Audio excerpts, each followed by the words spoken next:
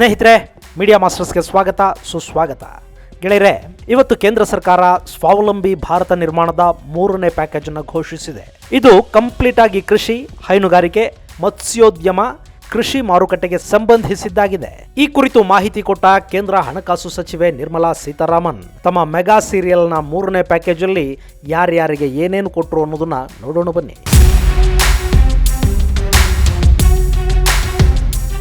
ಸ್ನೇಹಿತರೆ, ಬಹಳ ನಿರೀಕ್ಷೆ ಇಟ್ಕೊಂಡಿದ್ದ ವಲಯಕ್ಕೆ ಇವತ್ತು ಕೇಂದ್ರ ಸರ್ಕಾರ ಉತ್ತಮ ಅನ್ನಬಹುದಾದಂಥ ಪ್ಯಾಕೇಜನ್ನು ಘೋಷಿಸಿದೆ. ಆದರೆ ನೆರವಿನ ನಿರೀಕ್ಷೆಯಲ್ಲಿದ್ದ ಟ್ರಾನ್ಸ್ಪೋರ್ಟ್ ಉದ್ಯಮ, ಆಟೋ ಚಾಲಕರು, ಟ್ಯಾಕ್ಸಿ ಚಾಲಕರು, ವಲಸೆ ಕಾರ್ಮಿಕರನ್ನು ಹೊರತುಪಡಿಸಿದ ವರ್ಗ ಹಾಗೂ ಇನ್ನಿತರೆ ವಲಯಗಳಿಗೆ ಇವತ್ತು ತುಂಬ ನಿರಾಸೆನೇ ಆಗಿದೆ.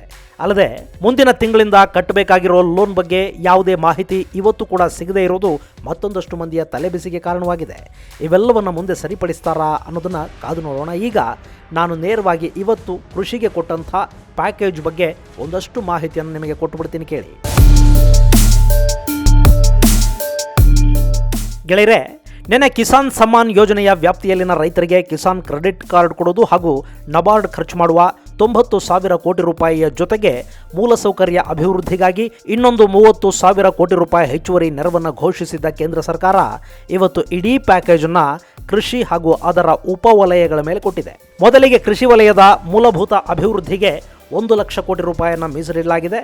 ಇದನ್ನು ಸಹಕಾರಿ ಬ್ಯಾಂಕ್ಗಳ ಮೂಲಕ ರೈತರಿಗೆ ತಲುಪಿಸುವ ಕೆಲಸ ಮಾಡಲಾಗುತ್ತೆ.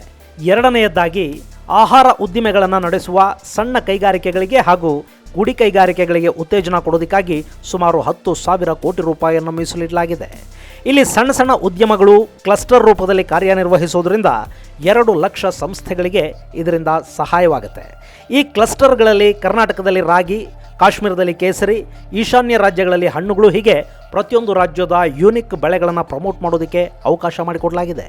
ಈ ಮೂಲಕ ರೈತ ಬೆಳೆದ ಬೆಳೆ ಹಾಗೂ ಅದನ್ನು ಸಂಸ್ಕರಿಸೋದಕ್ಕೆ ಮುಂದಾಗುವ ಉದ್ದಿಮೆಗಳಿಗೆ ಅನುಕೂಲ ಆಗಲಿದೆ.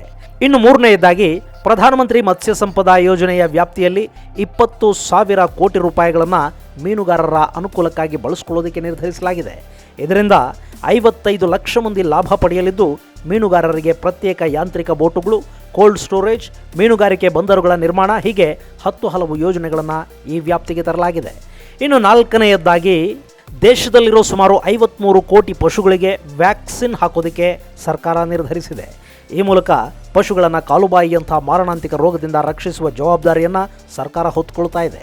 ಇದಕ್ಕಾಗಿ 13.35 ಕೋಟಿಯನ್ನು ಮೀಸಲಿಡಲಾಗಿದೆ. ಐದನೆಯದಾಗಿ 15,000 ಕೋಟಿ ರೂಪಾಯಿಗಳನ್ನು ಪಶು ಆಹಾರ, ಹಾಲಿನ ಉತ್ಪನ್ನಗಳ ಉತ್ಪಾದನೆಗೆ ಉತ್ತೇಜನ ಕೊಡೋದ್ರ ಜೊತೆಗೆ ಡೈರಿ ಇಂಡಸ್ಟ್ರಿಯ ಮೂಲಭೂತ ಸೌಕರ್ಯ ಅಭಿವೃದ್ಧಿಗೆ ಬಳಸಲಾಗುತ್ತೆ. ಇನ್ನು ಆರನೆಯದ್ದು ಔಷಧೀಯ ಸಸ್ಯಗಳನ್ನು ಬೆಳೆಸೋದಕ್ಕೆ ಉತ್ತೇಜನ ಕೊಡಲಾಗ್ತಾ ಇದ್ದು, ಇದಕ್ಕಾಗಿ 4,000 ಕೋಟಿ ರೂಪಾಯಿಗಳನ್ನು ಮೀಸಲಿಡಲಾಗಿದೆ. ಸುಮಾರು 10 ಲಕ್ಷ ಹೆಕ್ಟೇರ್ ಪ್ರದೇಶದಲ್ಲಿ ಈ ಔಷಧೀಯ ಸಸ್ಯಗಳನ್ನು ಬೆಳಿಬೇಕು ಅನ್ನೋ ನಿರ್ಧಾರಕ್ಕೆ ಸರ್ಕಾರ ಬಂದಿದ್ದು, ಗಂಗಾ ನದಿಯ 2 ಕಡೆಗಳಲ್ಲೂ ಕೂಡ ಈ ಬೆಳೆಗಳನ್ನು ಬೆಳೆಯೋದಕ್ಕೆ ತಂತ್ರವನ್ನು ರೂಪಿಸಲಾಗ್ತಾ ಇದೆ. ಹಾಗೆಯೇ 7ನೆಯದಾಗಿ ಜೇನು ಸಾಕಾಣಿಕೆಯನ್ನು ಉತ್ತೇಜಿಸೋದಕ್ಕೆ 500 ಕೋಟಿ ರೂಪಾಯಿಗಳನ್ನು ಮೀಸಲಿಡಲಾಗಿದೆ. ಇದರಿಂದ ಹಳ್ಳಿಗಳಲ್ಲಿನ 2 ಲಕ್ಷ ಜೇನು ಕೃಷಿಕರಿಗೆ ಅನುಕೂಲ ಆಗುತ್ತೆ. ಅದರ ಜೊತೆಗೆ ಸದ್ಯಕ್ಕೆ ಜೇನಿನ ಮೇಣವನ್ನು ಹೊರದೇಶಗಳಿಂದ ತರಿಸ್ಕೊಳ್ತಿರೋ ಭಾರತ ಇದರಲ್ಲಿ ಕೂಡ ಸ್ವಾವಲಂಬನೆಯನ್ನು ಸಾಧಿಸೋದಕ್ಕೆ ಅನುಕೂಲವಾಗುತ್ತೆ. ಕಡೆಯದಾಗಿ ರೈತರು ಬೆಳೆದ ಬೆಳೆಯನ್ನು ಸಾಗಿಸೋದಕ್ಕೆ ಹಾಗೂ ಅದನ್ನು ಕೋಲ್ಡ್ ಸ್ಟೋರೇಜುಗಳಲ್ಲಿ ಇಡೋದಕ್ಕೆ 50%ನಷ್ಟು ಸಬ್ಸಿಡಿ ಕೊಡಲಾಗುತ್ತಂತೆ. ಇದರ ಜೊತೆಗೆ 1955ರ ಎಸೆನ್ಷಿಯಲ್ ಕಮಾಡಿಟಿ ಆ್ಯಕ್ಟ್ಗೆ ತಿದ್ದುಪಡಿ ತರೋದಕ್ಕೆ ಸರ್ಕಾರ ಬಯಸ್ತಾ ಇದ್ದು, ಆ ಮೂಲಕ ಆಲೂಗೆಡ್ಡೆ, ಈರುಳ್ಳಿ, ಬೇಳೆಕಾಳು, ಎಣ್ಣೆಕಾಳುಗಳನ್ನು ಶೇಖರಿಸಿಟ್ಕೊಳ್ಳೋದಕ್ಕೆ ಇಲ್ಲಿಯವರೆಗೆ ಇದ್ದ ನಿರ್ಬಂಧವನ್ನು ತೆಗೆಯೋ ಬಗ್ಗೆ ಸರ್ಕಾರ ಯೋಚಿಸ್ತಾ ಇದೆ. ತೀರಾ ತುರ್ತು ಪರಿಸ್ಥಿತಿಗಳಲ್ಲಿ ಈ ಆಹಾರ ಸಾಮಗ್ರಿಗಳ ಶೇಖರಣೆಯ ಮೇಲೆ ನಿರ್ಬಂಧ ಇರುತ್ತಾದರೂ ಎಲ್ಲ ಸಮಯಗಳಲ್ಲೂ ಇನ್ನು ಮುಂದೆ ಇದಿರೋದಿಲ್ಲ. ಸೊ ವ್ಯಾಪಾರಿಗಳು ಎಷ್ಟು ಬೇಕಿದ್ರೂ ಸ್ಟಾಕನ್ನು ಮೇಂಟೈನ್ ಮಾಡಬಹುದು.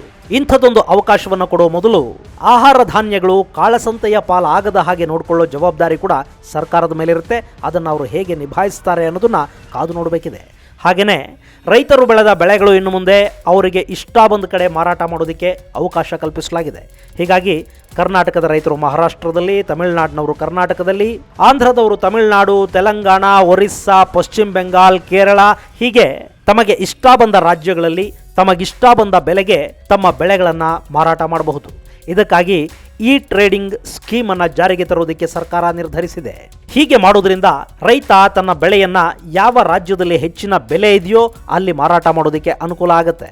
ಹಾಗೆಯೇ ಕೊನೆಯದ್ದಾಗಿ ರೈತರಿಗೆ ಮಾರುಕಟ್ಟೆಯ ಬೆಲೆಗಳನ್ನು ತಿಳಿದುಕೊಳ್ಳೋದಕ್ಕೆ ಹಾಗೂ ಅವರ ಬೆಳೆಗೆ ನಿರ್ದಿಷ್ಟ ಬೆಲೆ ಸಿಗೋ ಹಾಗೆ ಮಾಡೋ ನಿಟ್ಟಲ್ಲಿ ಮತ್ತೊಂದಷ್ಟು ವ್ಯವಸ್ಥೆಗಳನ್ನು ಮಾಡಿಕೊಡುವುದಾಗಿ ಸರ್ಕಾರ ತಿಳಿಸಿದೆ.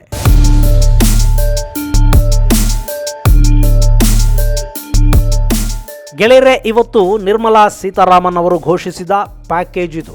ಇಲ್ಲಿ ಹೈನುಗಾರಿಕೆ, ಮೀನುಗಾರಿಕೆ, ಕುರಿ ಹಾಗೂ ಮೇಕೆ ಸಾಕಾಣಿಕೆ ಸೇರಿದ ಹಾಗೆ ಕೃಷಿ ವಲಯಕ್ಕೆ ಸಂಬಂಧಿಸಿದ ಎಲ್ಲ ವಿಚಾರಗಳನ್ನು ಕವರ್ ಮಾಡಲಾಗಿದೆ.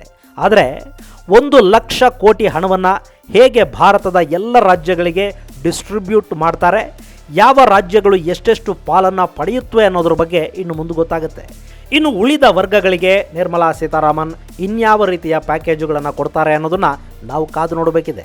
ಗೆಳೆಯರೇ, ಹಣಕಾಸು ಸಚಿವರ ಎಲ್ಲ ಘೋಷಣೆಗಳು ಮುಗಿದ ನಂತರ ನಾವಿದರ ಬಗ್ಗೆ ಒಂದು ಸಮಗ್ರ ವಿಶ್ಲೇಷಣೆಯನ್ನು ಮಾಡೋಣ.